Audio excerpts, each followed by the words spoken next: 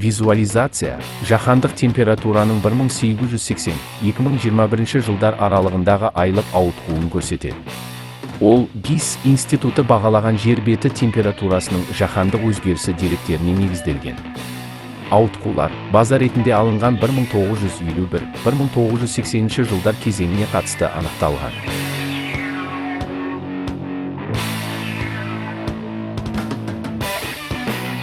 Годдард ғарыштық зерттеулер институты, ГИС, НАСАның Годдард атындағы ғарыштық ұшулар орталығының жер ғылымдары бөлімі басқаратын зертхана. Ол Колумбия университетінің жер институты мен Нью-Йорктегі инженерия және қолданбалы ғылымдар мектебімен байланысты.